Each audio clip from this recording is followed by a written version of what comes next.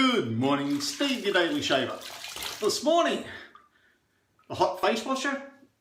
Oh, fogs up your glasses, but what the heck. I've just had a shower, but you dehydrate your hair follicles pretty quickly, particularly in the warmth of Queensland.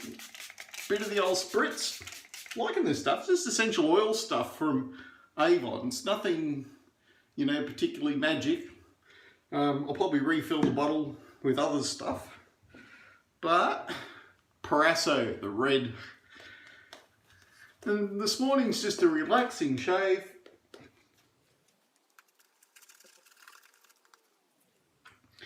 Just using Samson, the Kong from Sterling, and I'll have the slant again. Right. Tell you what the slant does. It slides over your face with vigour. It does cut very efficiently. It's still a mild shave. I would say most people, unless they had a pimple or a divot in their face, a crevice or a bump of some kind, probably wouldn't have much in the way of problems. But if you do have any of those things, this is an extremely efficient razor. It will soon rectify having a bump.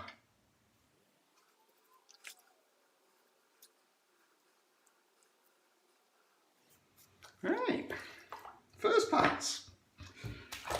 I like the hot towel. It's probably a good idea to do this between passes. Reapply your shaving cream from scratch. I usually don't. But after 2 passes, your face gets a bit dry. Water is part of the slickness that you're after. One thing about the Proraso, especially this one, this is a nice sandalwood. The Tubes sandalwood and the Proraso sandalwood are 2 of my favourite sandalwoods. The 37C slant was one of my, it was either my second or third razor that I got. I think it was Christopher Bailey who suggests in his video somewhere that you get a razor and you put it aside and you give it some time and you come back to it. And it takes a while to get some love for some razors. I'd have to put the Above the Tie S2 in that category. It's something that you need to visit and revisit until you get the love. It might be muscle memory, might be the right blade. There's one area that I like getting shaved is just underneath the nose. During the course of the day, it's certainly one of the areas on other people's face where my attention's drawn to nose hair. Terrible thing to have protruding from your nose, people. If you can see the nose hair, so can other people. And even if you can't, it's still a good idea to keep the bush trimmed. Nose hair does not count towards a moustache either. People who think they can grow their moustache hair into their moustache and no one's going to notice are wrong. Right. Just a deportment tip. Nose hair is never cool.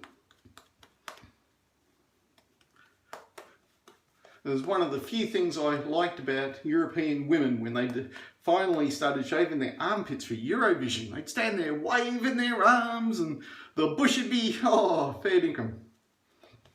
Yeah. Anyone who tells me it's natural misunderstands the point of the invention of the razor. If it was natural and meant to be, we wouldn't have invented a razor for it.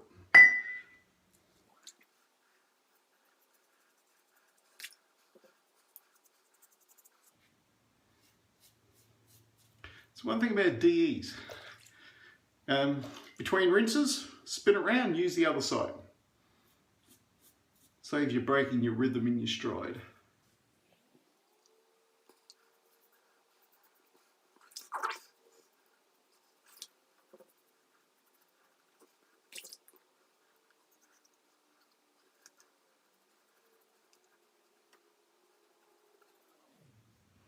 taut skin, either pulled with your fingers or stretched with your face or blowing up with some air, is the way to get that bit extra depth off the hair follicle for BBS for longer. Well, today's pretty good. If I stop now, I won't have anything left to regret. Just a little bit of cream, a little bit of water, and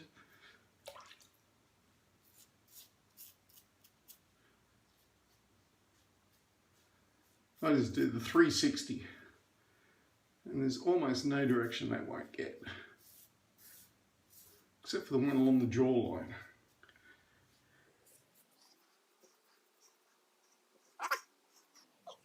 Areas where I often notice I've missed a bit: under the ears, nose, side of the chin. If I've got those, it means I've taken the extra time to get a good shave. Right. Well, today I'll be off to help a gentleman. His car that he's just bought turns out to be a dud, and his chances of getting it replaced or fixed is about zip. So last night I bumped into someone who can help him as far as the mechanicals go, and apparently he needs an extra set of hands, and he said I don't have to know anything about cars, which was good, and I can come help. Bad if you don't like working, good if you want to play with a car. And so it's kind of, yeah, either way, but I'm going to go help anyway. I'm Steve, your daily shaver. Remember, good food, good friends, good shaves, amen. And while it's nice to be important, it's far more important to be nice. Remember, after Proraso, always give your brush, bowl and your shaver a good clean, because that Proraso tends to be a bit sticky and sticking around. That's good.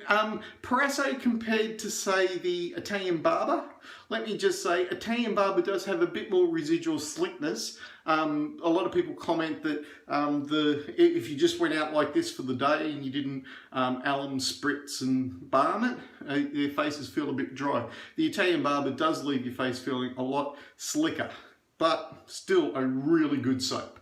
I quite love it. I particularly love the scent.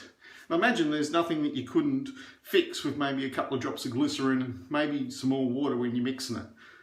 Go forth, spread the good news, good shaves, and goodbye.